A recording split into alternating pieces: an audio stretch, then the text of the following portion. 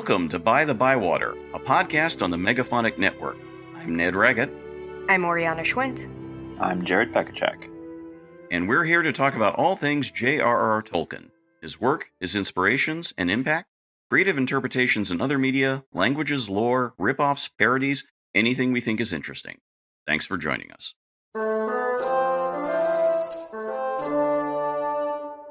Hello and welcome to the 56th episode of By-The-Bywater. It is great to be back with you all. It is nearly the end of October here. It is not quite Halloween, and I am tired. But as we all know now more thoroughly, Oriana won all her demands and is now president of all the studios thanks to the WGA deal. Woo! Right? Yeah. Yes. I'm still not actually in the WGA yet, which makes all of this extremely funny. You will be. Yeah. Yeah, I think Yeah. at some point Yeah. they'll be like, "Oh, you should probably be in the guild." So Yeah. But the SAG-AFTRA strike is still ongoing, so Yes. solidarity with them. Yes. it's so infuriating because you can just tell that they're literally just doing the same thing they did to the writers, where at the end of the day, it is just going to be the same deal that they could have given SAG-AFTRA on day one, or rather before the strike even started. Mhm. You just sense it. You just know that, like, you know, studios just walked away from the table. They did the same thing to the WGA. It's infuriating and heartbreaking to see how many people are, you know, still out of work and don't need to be. So A bad thing. So yes, keep supporting the strikes. We'll see where this all goes. Who knows, and all that. But at least there's writing and literature to talk about, which is why we're here. So we will plug ahead with that. And again, once again, if you haven't pre-ordered Jared's The West Passage book, why haven't you? Come on, we keep talking about it. I just finished the illustrations for it. So much work has gone into this. I know I keep saying that, but like, Yay. Take a deep breath. Enjoy your holidays now. I know it's like, what am I supposed to do with my free time now? Like, I have it, and I don't have to spend it working on my book. so much now. Yeah, I'm just like, what am I? I must be doing something. I'm missing some. What's going on? It's disorienting. I've had moments like that. It's like, you know, usually it's a much different scale, but at least usually once a week I'm like, am I writing a new review about something? I am, aren't I? And then I have to remember what I'm doing. So, but yeah, not what you've been doing. So much different beast. So anyway, we could go on with our personal travails, but we're just looking ahead to, you know, candy in 10 days time or whenever that is. So, you know, we'll take care of that then. But in the meantime, before we get into things, there is some news, kind of. It's a pretty light thing right around, but Jared, please talk about what we have to talk about this time. It's been a pretty quiet month on the Tolkien news front in general, with the conclusion of the musical revival in the UK and other projects still being worked on.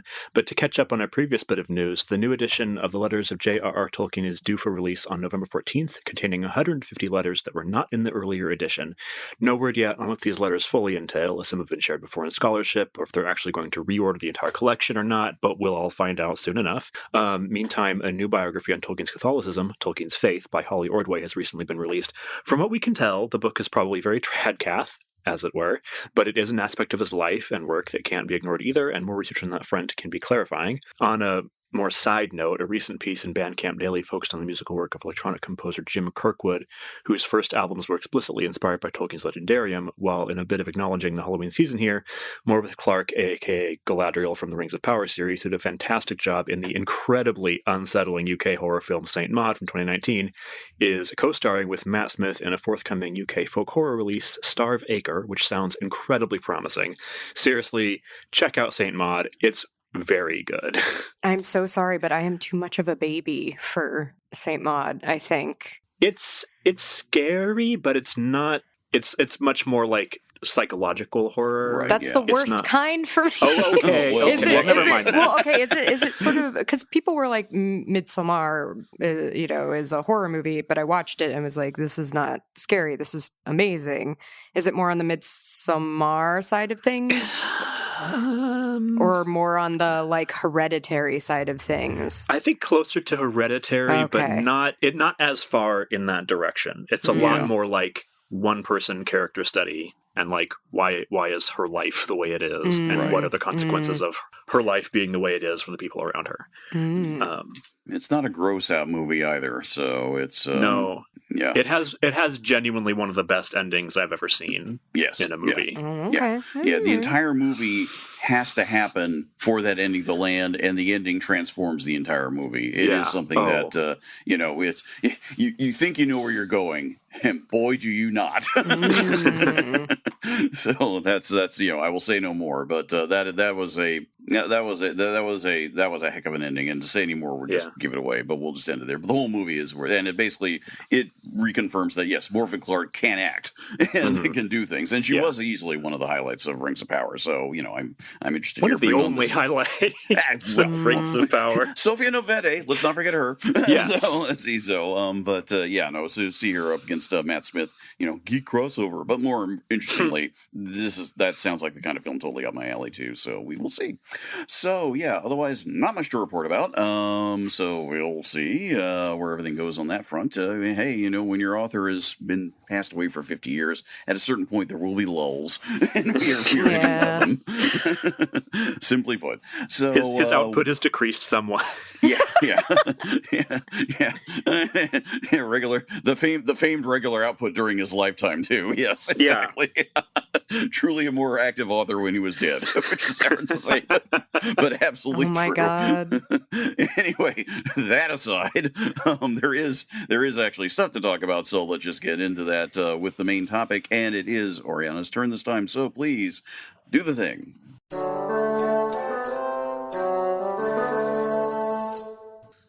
Yes. So Tolkien Gateway defines the Noldor as I'm totally kidding. I'm totally kidding. Why have I never pulled that one? Yeah, I am wait, actually, Can't Jared, do it anymore now. I think you might have it some I did point, a Webster's Jared. Dictionary, but I didn't do a Tolkien but not Gateway. a Tolkien Gateway. Yeah, I'm sorry Okay. to derail. I was just like, this is a joke that I would make too. No, I always encourage like in interruptions for my intros, just because I don't know, it's more fun for me. A little more chatty. Yeah. But okay, so for listeners who are unfamiliar, which is I don't actually know how lore heavy our listening base is. Anyway, the Noldor are essentially a certain ethnicity of elf, and I'm calling them ethnicities and not clans, as Tolkien himself called them, because to me, and this is completely in my opinion, and if you want to call them clans, that's totally fine by me, but to me, the differences between the ethnicities and types of elves are much deeper. They're linguistic, cultural, and phenotypical differences that I just feel like clans doesn't really capture that, but that's just my own little bugbear. But so the Noldor are one of 3 branches of elf kind, let's say, who, after coming into being in Middle-earth, left Middle-earth to go to paradise with the Valar, who, if you recall, are the semi-gods of this world. A bunch of elves stayed behind, but that is for a different episode. We aren't going to go into that here. We simply don't have the time. In Tolkien's early writings, the Noldor, this is going to be a tough one. I'm so sorry, everyone.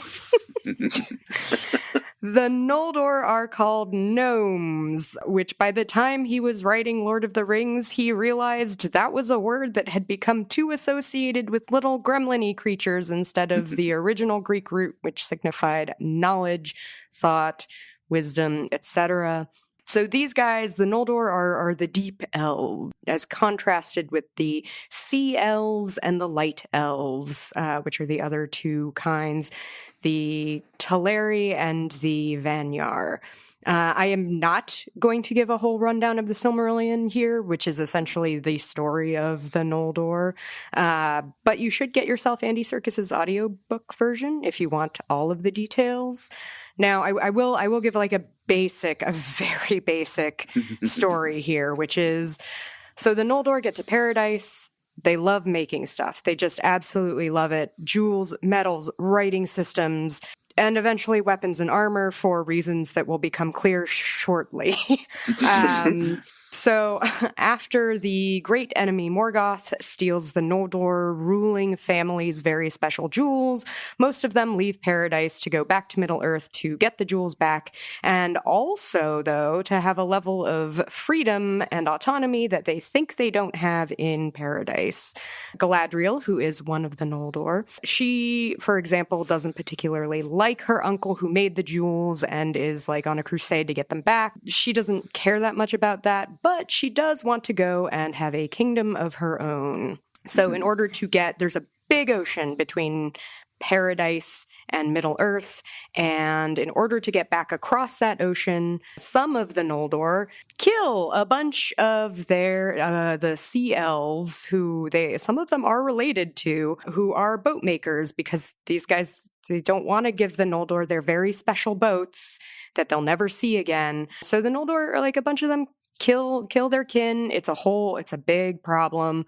They steal the boats, and then some of them just sail off in the boats, leaving some of the other Noldor behind, including Galadriel.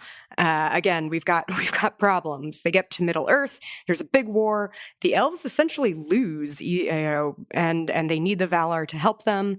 The Valar kick Morgoth's butt and allow almost all of the exiles to come back, because they have been officially made exiles after they kill some of their, kin. But, and, a lot of the exiles do end up returning to Paradise, but some of them, notably people like Galadriel, stay in order to help heal the hurts of the world. Crucially, the Noldor are also part of the ancestry of the Númenórean kings and queens. Now, that's a lot. That's a lot of history. Like, none of that is really in Lord of the Rings. There, very little. This was something that I tried to figure out. I flipped through all 3 books of the Lord of the Rings and couldn't find the word Noldor in there. Have you guys? It's not in there, right? It's just the exiles. Yeah. Yeah. I mean, they're called the High Elves too at one point. Yes. High Elves. That's the big one. So for me, the what we now know of as the Noldor, were what added the most texture and history to the Lord of the Rings for me. As soon as Frodo identifies these elves that he and the other hobbits encounter in the woods in the Shire as high elves, and the elves identify themselves as exiles, that was it for me. I was hooked. I needed to know why they were exiled, and we don't get the full story. We get these tantalizing hints from sort of lore masters like Aragorn. But that was the moment for me that I was like, I need to know everything about these people, and here we are today. Now, guys, who's your favorite Njoldo, as they are sometimes called? Silly Tilde. What is that? It's so funny. It's so funny. Nice little flair. Favorite one? That's a good question. If you have someone off the top of your head, Jared, go for it. I'm sort of thinking about this a bit. Yeah, I've got to think about it too. I feel like Galadriel feels like an easy answer. I mean, I love her. Mm-hmm. But I feel like one of the ones who's way more like Noldor, like capital letters, is probably Turgon, the King of Gondolin. Mm. I've always loved the story of Gondolin for a lot of reasons. But part of it is his, we talked about this in our Gondolin episode, but his, he gets this warning from the one of the Valar who actually still cares about Middle-earth, basically, to go, build a safe place, and he does that. And then he falls in this theme that we see repeated over and over with the Noldor. He's like, you know what? I'm really in love with this thing I've made, and I'm going to let it lead me to ruin, despite the very clear warnings from an actual deity, semi-deity, whatever. And then, his end in Gondolin is still, so tragically resonant for me, no matter how much I read it. So probably him. That's a very good one. Yeah. As for me, this is a really good question. I don't know if I have an exact one. I think there are ones I'd love to know more about. Because I think they're sort of because we only get them in sketches. I hinted at this before, but I think both Gil-galad and Celebrimbor are just wildly fascinating characters that we don't actually know too much about, and at least not in terms of anything direct from Tolkien himself. You can fanfic it to death, but I mean, fine. You need the real things, and certain TV series is not doing well in that regard, so we'll set that aside. But if there's something I kind of like in terms of, and it just certainly just occurred to me just now, really, are the people who are not really the royals. That we encounter along the way. Your mention of the high elves we encounter. Gildor and Glorian is a really, really fascinating character, for all that we only get him in like half a chapter. He's somebody who... you get a sense of why the elves are the way they are, at least this particular bunch, and what they know and don't know, and how they convey things. You do get a sense of like they're on a different level than they are to the hobbits. So everyone is talking, but they can be across meanings, even as much as they're also communicating at the same time. And it's not because they're just being like dicks or anything. They're just simply that's the way they are. They're just simply that's how they're conversing there. But another example of a character who is not a royal, not one of the chief ones, but is nonetheless a very fascinating figure. And again, another example of we only have so much, but we have more than we might otherwise, is someone like Veronwë, who is the one who comes back and aids Tuor, just a guy, to make his way from Vinyamar to Gondolin. And we just get a sense, however slight, of the two of them, what a sense of somebody who's not quite, the working grunt of Gondolin. I don't know if there is such a thing, but somebody who has just been sent on a mission, is doing things, and is just sort of as close to a regular person in this type of thing, where so often it's just dominated, as so many stories can be, by, the higher ups and things like that. So you get a sense of people, however defined, in their particular context, in a place that they are not recognized to be human. They are distinctly not, but nonetheless, they are in this material world working with what they do. And the more we now know with time, as Tolkien was thinking about, what are elves and how they function and how they do things like this, it makes this kind of thing sort of very interesting to think about. I'll use that as a launching point for a point I wanted to bring up throughout the wider discussion. I think one reason why the Noldor maybe can fascinate so much is because they are, I would argue, for all the differences I've just outlined or suggested, the most recognizably quote-unquote human of the three kindreds, you could say, of elves. The Vanyar we basically get almost nothing about. They're just there, and as far as we can tell, they just sit on Taniquetil and sing songs to Manwë all day. Do they do anything else? As far as I can tell, no. There's no sense of them doing anything else in the legendarium. Just one of them ends up marrying Finwë, right? And that's the thing. Yeah. So and that's about it. It's like, thanks. And we do get obviously the other kindreds of Teleri a lot more, thanks to Thingol, etc., things like that. And we do get a sense of how they work. And it's a different sort of vibe, as you were outlining, Oriana. The Noldor are the ones that sort of like the ones seem to be like geared up to saying, let's explore and let's take in the world. It's a very recognizably human drive, can we say, and stepping outside of the legendarium, I get the sense that Tolkien is like putting a sense of like, that's why we have people like folks like Fëanor, folks like Celebrimbor, the ones that are sort of burning too hot, too bright, too fast, just sort of like, I want to know it all, and this sort of just crazed youthful spirit, and what does it get them, and the roots of all that. So that I think I would like to introduce that as a factor. I think one reason why they're not merely the main elves we essentially see most of the time, one way or another. For that reason, they're the ones we can sort of vibe with the most. That is my favorite Noldo is Fëanor's mother, Míriel Therinde, as she prefers to be called. This is something else we'll get to later on, but simply because in the Silmarillion it isn't really actually all that clear that it's like to me it reads as though she gives birth to Fëanor and like sort of imparts too much of her energy and spirit to him, and is like, I'm too tired. And that's it, and then she essentially dies. But in the peoples of Middle Earth, we have writings from Tolkien where Míriel is actually she raises Fëanor. She actually does participate in the and she sees him come to his full adulthood before being like, okay, now I'm too tired, goodbye. But that and that is extremely relatable. I feel I don't even have kids and won't, but my friends who do have children, they just look permanently exhausted, and I totally understand why. And good job, all of you out there doing the parenting thing.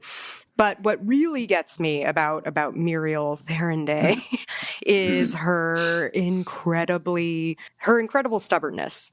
Mm-hmm. See, she is tired and she's like, I don't want to be in my body anymore. So her spirit leaves her body, even though they're, in paradise. And she goes to the Hall of Waiting where spirits kind of chill and wait to maybe or maybe not be rehoused in bodies.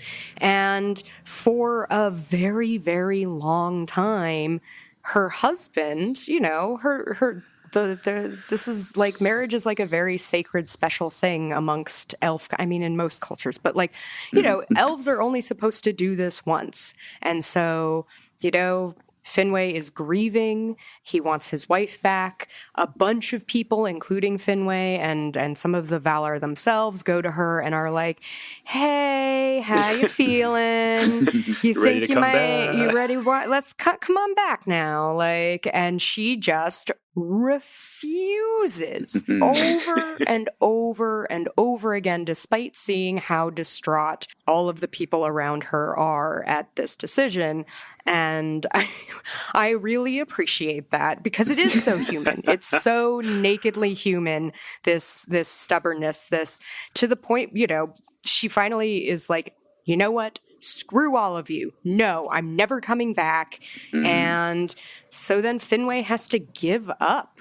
And then it presents a big problem because he finds Indis of the Vanyar, who had apparently been in love with him for years, which is a great little ooh, juicy. Yeah, what's going on there? And apparently this whole time Fëanor has been no support to his father and just been off starting all these projects and not finishing them. Relatable again. I know, right? God damn it. And then now all of a sudden Fëanor starts paying attention because he doesn't want his dad to remarry, and it turns into a lot of big problems. What's up with that? Yeah. What's the deal with that? Again, very you see that all the time with kids who are like, what do you mom's dead and think you're remarrying? What do you? And in some cases, it doesn't matter how long it's been. So, yes, I really love how human the elves, the Noldor in particular, are. You don't quite get that in a lot of the Lord of the Rings. You do have to go into other parts of the legendarium to really understand that. Sort of building on that, maybe in a way, that's sort of, it's interesting because by the time, say, the hobbits do encounter the Noldor in Lord of the Rings, all this is so much more, thousands of years distance. It's literal lore to the hobbits as much as they know any of it, and only a couple of them do, and they only learn a little bit more after that point. And you can tell from someone, to bring in Gildor again, he's someone who basically, implied, this can be retconning to a degree, but he's known it all, and he's not, if not seen it all, is very well aware of it all. And there is a certain that distinction when something that's in the moment and seems like the most important thing ever now from the gulfs of time is more sort of like, oh yes, back then we're better now. So are you sort of, really? Yeah. Well, it's funny because they are responsible for almost everything. On some level, they're responsible for everything that has gone wrong. And by the time of Lord of the Rings, they are kind of just abdicating that responsibility. Yes. Yeah. Which is, and it's not really condemned in the text. I think it's more like they are worn out. If they could do something, if they wanted to do something about it, they can't. Yeah. Right. Which is also, such an interesting storytelling choice. They're like, yeah, we kind of screwed up, but guys, we're so tired now. Yeah. We can't. The Fellowship itself is not the Noldor. Essentially, is what it is. Yeah, our elf representative is good old Legolas, who is his own thing. Who I suppose well, this is Sindar thing. He's Sindar, but yeah, but which is his own vibe. But I don't believe Thranduil is meant to be Noldor or anything like that. So, but it's clearly its own thing, and it's more like at the end, it's like, oh, we got all these people going, and then Elrond's like, I suppose I can pick a couple of people of my crew to go, but that's when Merry and Pippin are like, hey, what about us? And that answers the question. It's like, oh, thank God, I don't have to waste my resources on. I don't have to waste Glorfindel on this. But Glorfindel, there's a good example. I mean, here's somebody who is now understood canonically to be, yep, it's that quote-unquote same Glorfindel, someone who was literally through the wars, who was killed by a Balrog, and now he's back, and things like that. So, but to what purpose? Like, why has he been sent back here? So, but to save Frodo one time? Yeah, I mean, it feels like there's a story going on. Like, as with so much of Lord of the Rings, every character is also doing something else off the page, and we don't know what Glorfindel's up to, and that's fine. I'm not bothered by that. I'm sure someone has written a fic. Absolutely. Somewhere. Yeah. I do think I think it's interesting that this authorial choice to not have the Noldor be involved in the end of the whole Ring saga. Like, I think almost any other author would have been like, okay, Glorfindel's going to be part of this, to like the sins of the ancestors. Like, he's got to deal with this. He's got to finish this. He's got to see it through this, but he doesn't. Again, we have Legolas, who's just some guy. Like, I really like that, and I couldn't really tell you why, but I just think it's a cool, like, no, we're not going to do what might otherwise be a standard storytelling choice. Well, I think it's partially so wonderful and kind of novel feeling, no pun intended, partly because, like, that happens a lot in the real world. Like, people who are responsible for things, terrible things, simply abdicating the responsibility after sometimes a short period of time, sometimes a longer period of time. And there is also something, really, again, kind of relatable about that, because it is hard to fight against, an unceasing, it's a war of attrition. Everything is a war of attrition, and the Noldor are like, nah, man, I can't do it anymore. And the Fellowship does it instead. We've been fighting this long defeat for too long, right? Exactly. It's the long defeat is maybe going on a little too long. Can we get to the? Can we get just to the actual surrender end? already? Yeah. Like, or just they have the option. They can go. They can leave. I mean, even Frodo, in the midst of his despair, is like, only the elves will be able to get away. At least it's one of those moments of recognition, like, yeah, lucky them. And a lot of it comes back to what the Noldor were doing and everything they did. And yeah, something like the kinslaying, it's interesting how after the first age is over, there seems to be a sort of like this sense of, let us not speak of it again. Whereas up until that was Fëanor's issue, we weren't with him at the time. Oh no, I promise I wasn't there. Or I came up behind and I just saw people fighting each other, and I was like, oh no. We assumed it must be for a good reason. We didn't, because why would it be happening if it wasn't for a good reason? Like, right? I mean, I just love how they were like, you're able to quote seemingly keep this a big secret for at least a few decades there before word coming out. I'm like, boy, Noldor must not gossip much, I guess. Yeah. It was so I remember reading the Silmarillion as a kid and getting to the part where Thingol is like, no Noldor here. We're not even speaking Quenya. Like, you guys are, like, fuck off. And being like, but they've been through so much. You should help them. And then, like, now I'm like, no, that was, right. a genocide. Like, yeah. No, wait. Why didn't that occur to me when I was a kid? And I think it's because it's filtered so thoroughly from through the Noldor's perspective that you're like, oh no, they have suffered. It's like, no, that doesn't excuse it. Like, right? Yeah. It's like, yeah, we're all fighting Morgoth, but you guys are, stay away. You guys are kind of also fighting for him in some ways. Come on. You committed war crimes. Fëanor's whole deal was him listening to Morgoth. And I mean, he had pretty deep personality flaws, from the get-go, it sounds like. But a lot of problems arose because he kind of listened to Morgoth when Morgoth was a prisoner in Valinor and is walking around going like, hey, isn't it weird that your dad got remarried and like now he's got these other kids and like, oh, is he gonna like maybe you are gonna be not king. You're not going to be daddy's favorite anymore. You aren't going to get the kiss from daddy. Yeah. Alas, alack. And that... Another one for the bingo sheet. This is actually...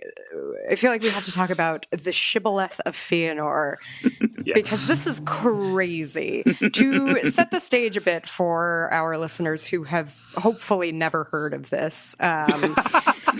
Good way of putting it. Because are you kidding me?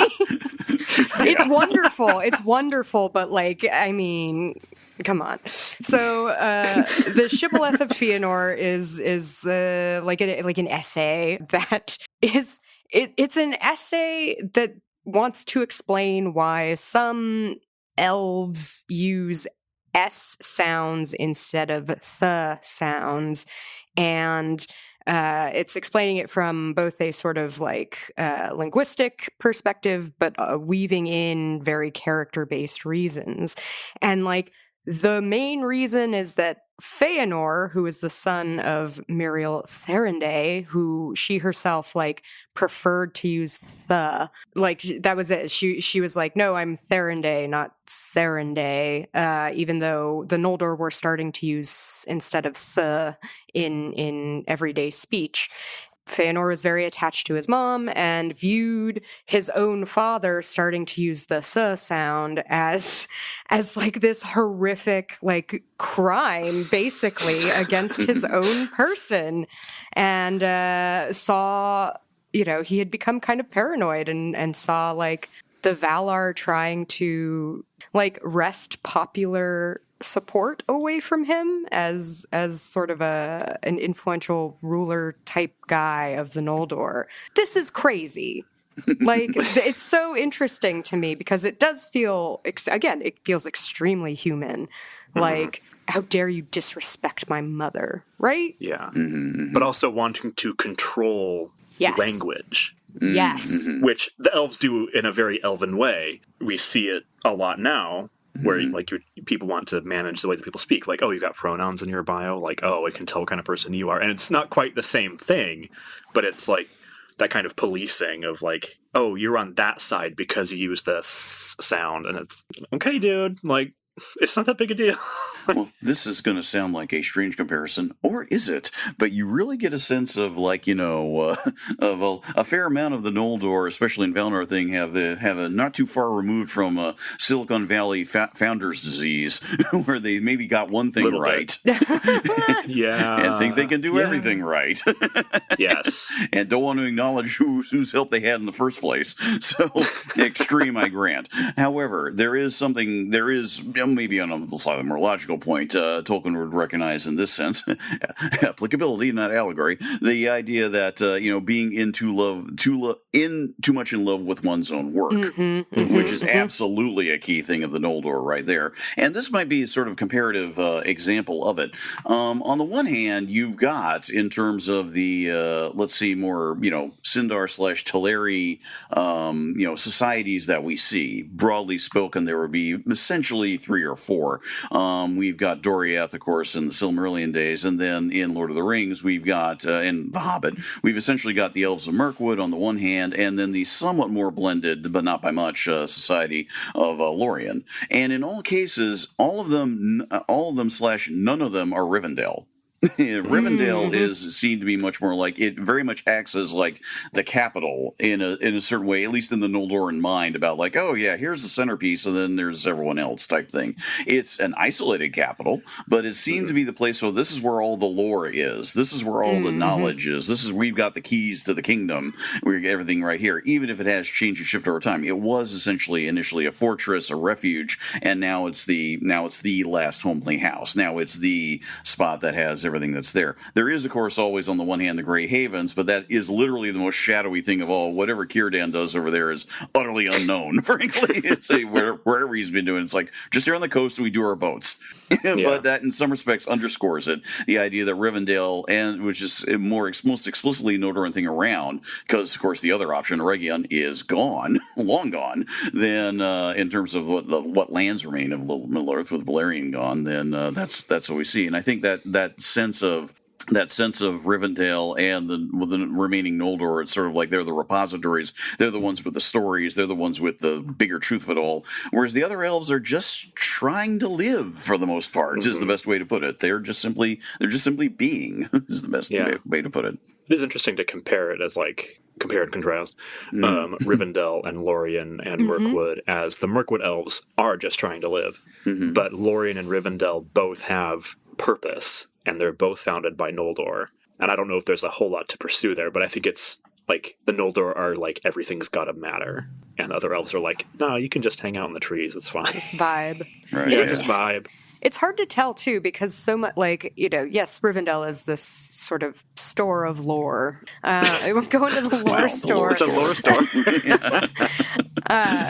But they don't seem to, neither Rivendell nor Lothlorien seem to, actively do that much. I guess they kind of go out and have these, orc raiding parties and whatnot, but it all seems fairly limited, which is obviously understandable, but it makes it hard to get this sense of you guys stayed behind to help heal the hurts of the world theoretically, and that isn't much happening. Is that a response to what happened with Celebrimbor, perhaps, where it was you know what, we keep screwing this up really, really badly, maybe we should stop? I think it's doing an absence of effort. I think it's doing a couple things. It reinforces the vibe in general of the elves are fading. If they were to take too much action, it would ruin that vibe. It's oh, you're fading, but you can somehow summon an army and send it to a fortress? What's up with... That's not very fading to me. Right. But I think it also, for at least somebody like Galadriel, that kind of excuse of staying behind is more I just don't want to go back. Right. I don't want to have to face, I don't want to be second fiddle to anybody, which is her essential sin that she has to kind of repent of in Lord of the Rings. So is the second banana a thing? Because I almost said doesn't want to be second banana, right? And I was like, wait, am I just making that up? No, I've definitely heard that. I've definitely heard that. Okay. She will diminish. That's the thing, She embraces being smaller. I'm sorry. Now I'm picturing Galadriel in a banana costume. I was thinking more like Carmen Miranda. Oh, hell yeah! Big fruit hat. There's a reinterpretation. Nowhere does it explicitly say she isn't wearing fruit on her head. Jared, I know you've already been doing the doodle for this episode, but what if? What if? I'm just saying. That could be the side doodle there. So, okay. So you sort of said who your favorite Noldor was there, Oriana, and a very good choice. Is there such a thing as a least favorite, or what are their worst qualities? What are the things that are just drive you nuts about them? It's got the best and worst qualities is their stubbornness, right? That's got to be the stubbornness and the drive the ambition that quickly turns to greed. I think that's for me, and who embodies that best but our boy Fëanor. Yeah, it's interesting that I wouldn't have picked the word greed. I think that's an interesting word choice there, because to me, if it is greed, it's closer to possessiveness. It's it's a greedy love. This is what I am doing, and you are in the way. Yeah, which is very Fëanor, and everybody else is lesser degrees of that. Yeah. It's it's the greed of a dragon on its hoard, It's more this is all of this is I need to keep this. All of this is mine and mine alone. That is not super conducive to it's quite an antisocial trait. Yeah, It is. and theoretically, if in the logic of the story, if the Fëanor had said, "Sure, I'll bring the Silmarils to this festival that you've told me to come to," then nothing would have happened. I mean, Finwë could have still died, and things like that if he had stayed behind. But there's that too. It occurred to me though just now that there's something of an overarching connection that can be drawn, because at various points throughout the legendarium over time, Tolkien says this, although he doesn't really turn this into a grand unified theory. But you could say there's the resonance between essentially the Noldor, the dwarves, or at least Durin's folk, and Aule and Sauron. They all are of a collective kind of peace. In fact, all of them are seen to be essentially revolving to one degree or another around Aule, who, again, for people who don't know in terms of the deeper lore, Aule is one of the chief of the Valar. He is the blacksmith character, essentially. He is that kind of creative character. The dwarves, in particular, feel a connection to him because he literally creates them. They are the children of Aule, specifically, not the children of Iluvatar.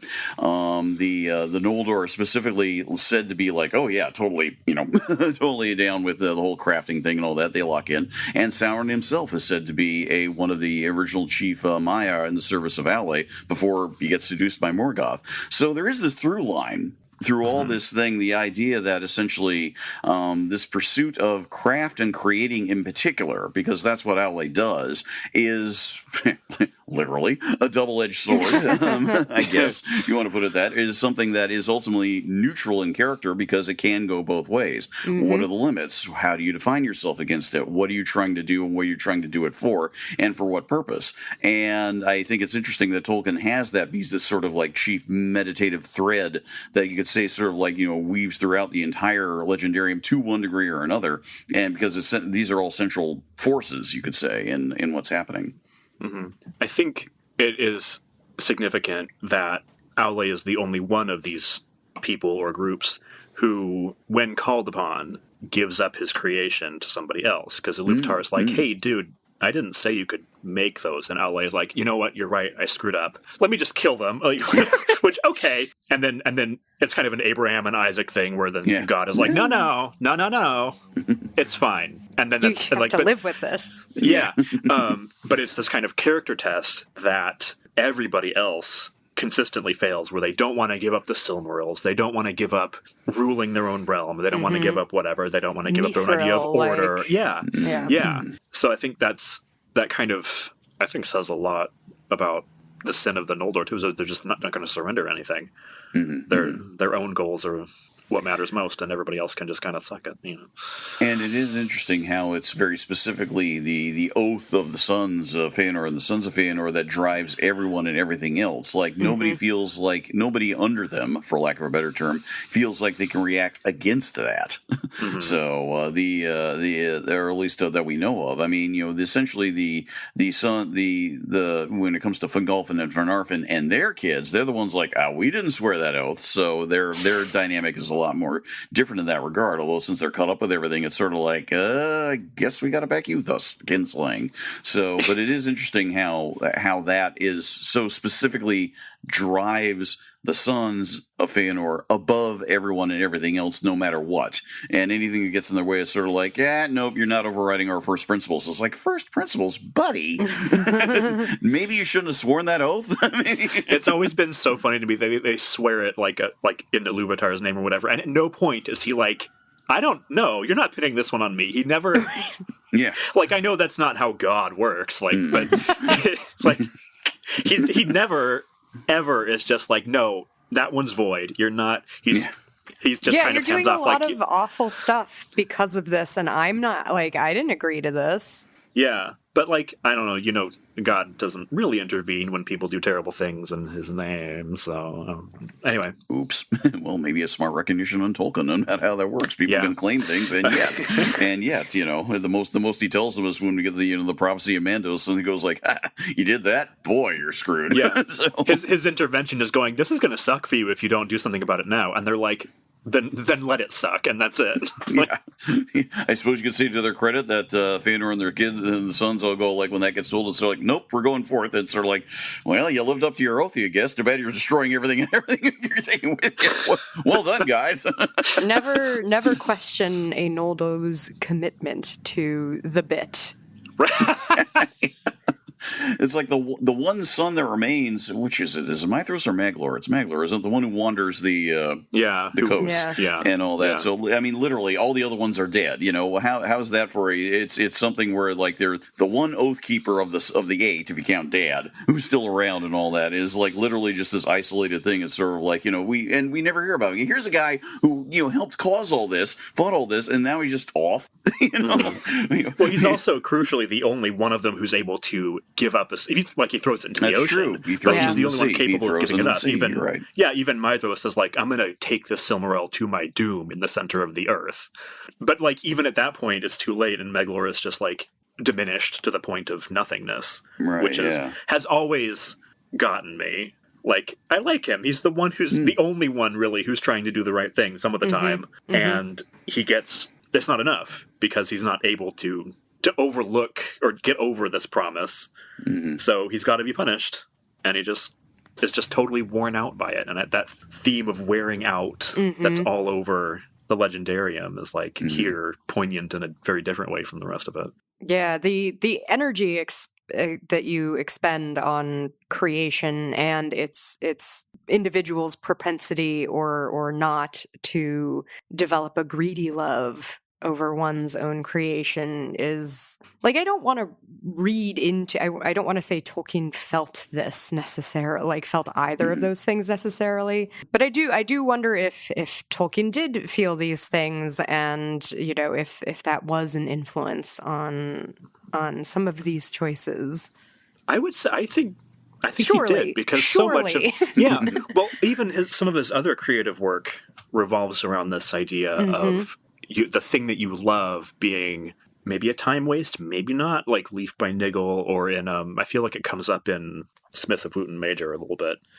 Just like, where's the line between art being good for you and being a distraction from the things that really matter? And even when you push it to the point of distraction, somebody else might find something in that, like at the end of Leaf by Niggle, when they're like, this leaf is so cool, and here it's going in the museum or wherever it ends up. So it's keep the theme of like art, you know, being a distraction, whatever, and then even then, it still can turn out well, which you catastrophe.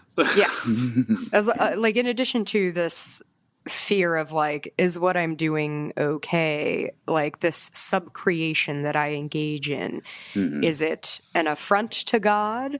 Is it a celebration of the divine and my connection to it? You know, just trying to be like, is it okay? Just that classic Catholic guilt. Yeah, I think for him it starts being an affront to God once you start thinking of yourself as a creator instead of a sub-creator, which is Fëanor's big mistake. He's like, I made this. And it's like, well, I mean, you did, but like, you didn't do it alone. Like, this light didn't come from you. Which, the Noldor are the ones who tend to forget that they are sub-creators.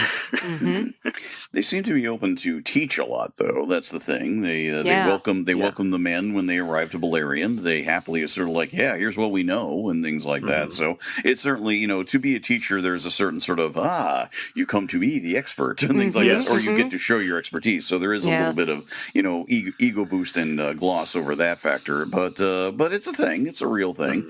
And the fact that they, you know, they may hoard their products, but they're not necessarily hoarding their knowledge, which itself may sometimes frustrate people. I think some of the more interesting thoughts and things that come out in the Silmarillion and the associated writings are, like, for instance, you know, I think Turin's a good example where he says, like, well, you know, we hear from you about the Valar, but the only Valar we know is this jerk in the north who keeps trying to kill all of us. So it's sort of like, thanks, you know. So, you know, it's sort of like, what good is knowledge in that regard? So to a degree, sort of building off, and maybe this is my last bit to contribute into, building off something building off Oriana's point about Míriel earlier, how can I put this without sounding rather classifying, but the women of the Noldor, of all kinds, are all very interesting characters indeed. We talk about Míriel, Galadriel, of course, but someone like Finduilas, who even though even though she does not really pass the Bechdel test, unfortunately, in terms of what she's doing in Nargothrond, nonetheless, she's a very interesting X factor in the whole story of Turin, to mention that. But it is an idea of there's some sort of sense of agency and what is she's trying to do, following her heart and dealing with this sort of thing, and there's sort of like you get a sense that there are other stories to be told, that it isn't just simply the idea of there is a bunch of elven men and women. There are things people carrying out individual things. It suggests more that's there. It's we get hints of it as well in a very early form in the Society of Gondolin, as told in the 1917 version of the Fall of Gondolin, where we have a little more sense of the people of Gondolin, some more sense, and it's not just dudes. And there are some that there are actually some women involved carrying out things and doing things, carrying out actions. Idril is her own person too, and all that. So you've got that, and yeah, I could go on, but I think this is interesting, sort of the sense of how he tries. Let me back that up. How these characters exist and are not necessarily like his main focus by default, unfortunately, but nonetheless they're there, and they do seem to have some sort of individual lives and agendas and goals beyond simply like the big one, whatever that might be at the time. Yeah, I also think of Fëanor's wife, Nerdanel, who's a sculptor and is like gives birth to 7 kids, and is like, despite being like married, which again, as Oriana said, is a huge thing for elves, she's like, guys, you're going down a path I'm not going to follow, and she doesn't. She just stays in Valinor and is like, well, right, like I'm not doing that, and it's so like kind of a foil for Galadriel in some ways, where she's like, even despite all of these things that could be dragging me into this conflict, no, this is bad, and I'm not getting involved. We've got it pretty good here. I was able to, have 7 sons. I can't remember. Who are all like really impressive, even in the context of the First Age. Yeah, and she's not worn out. She isn't worn out, and she manages just okay, and like she's got a cool life for herself. She doesn't need anything more. She's like, everything, it's fine. I don't know what you all are talking about. I am staying here. Like, you all need to chill. Pretty cool. She's always pretty good. Like, there's like a line in the Silmarillion where it's like, at first she was able to kind of restrain Fëanor and like kind of appeal to his better nature and stop him from making really stupid decisions all the time and just being mad and shitty to everyone. And then her influence kind of waned, and it's like all of these portraits of marriages in Tolkien's. You know what? I'm not going to say anymore. I'm going to keep that for like a future topic. Okay, all right. Hold that thought. But it's really interesting. Most of Noldoran lore is about marriages, I feel like. Yeah. I mean, that makes sense. I mean, that's like half of history is driven by who married who and whose kids were inheriting what. Yeah. But oh man, Noldoran estate debates. who gets what. Oh my that's God. Essentially half. That's essentially that's it. Yeah. It's so funny. I don't know if it's really funny is the right word, but like this every other chapter in the Silmarillion is like, and now so and so was the hiking of the Noldor, because the other guy died. It's almost like a Monty Python bit. a little bit, and then it finally gets to Turgon, and then he doesn't even know or something like that. Wait, and everybody else is like, "Who's the king now? I don't know." Who we got? I do like after Gil-galad, they're like, "I think we're done." No Lord King. I can't remember the Monty Python thing or collective. Whatever. Oh yeah, like an autonomous collective. I didn't vote for you. Anarcho-syndicalist commune. So, yeah, well, kind of, right? Yeah. No. Hey, Tolkien anarchism. Where's there's a thing. That version of the elves? God damn it! I feel like the green elves are kind of like that in Assyria. They're just kind of hanging out. Yeah, I want to see that in the adaptations. Is the thing. Well, guess we'll have to wait on that. Surely the Rings of Power will have a sensitive take on elven government. Thorough, complex, well-researched. I can't wait for the second season. Thank you, Jared. I'm going to go hide now. Hey, season 2 of Wheel of Time was really good. Yeah, it is. It is. We will say that. However, so just not a sidetrack, I've sort of said my final piece, and keeping on the time, we should wrap up. So, Jared, do you have any last Noldoran thoughts of your own? Is Iluvatar the most Noldor-like character who's not a Noldor? Because he doesn't seem to be able to give up on this creation of him. Whoa. You know? I don't know. And Oriana, close it out for us. If you are intrigued by stubborn dipshits, then I just almost did a literal spectacular. And believe me, it was a sight to see on Zoom. We'll tell you that, folks. Then I suggest looking further into the Noldor. The Silmarillion is a great jumping off point if you haven't experienced that material. The Peoples of Middle-earth has like a whole bunch of stuff. Some of it is a bit harder to get through. It's pretty dense. But yeah, the history is fascinating. The characters are so human and interesting. Get into it.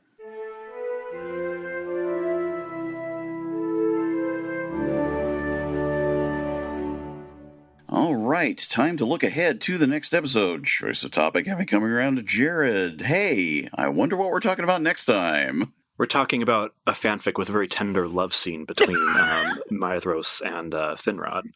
No, we are, of course, since it's been 20 goddamn years since 2003. No. As always, when I make this announcement, I feel myself flaking into ash. Talking about Peter Jackson's Return of the King. Yay! We conclude the epic trilogy with our own epic trilogy, because all these episodes are always the really long ones. Yeah. Well, it's to tide people over during, the long sort of December-y.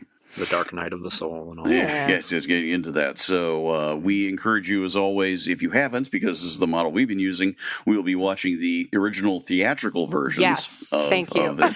Very important to remember, which has the advantage, of course, being relatively shorter. But remember, also, that's how we all first encounter these movies at the time. Of course, we will bring up extra scenes as need be, but really, we're just going to go with that because, we'll have much more to say. Much more to say. We've been thinking about this as long as you guys have. You've been watching it since that time. So, and yes, we will wrap up the year with that. That'll be another year down. Strange to say it. So, and that will be coming along. That'll be coming along in early December. But for now, we'll just wrap up this one. And we thank you as always for listening. We really appreciate it. As always, do look for us at megaphonic.fm/By-The-Bywater. Please do consider joining the Patreon. That will give you access to our Discord, where we talk about all sorts of things.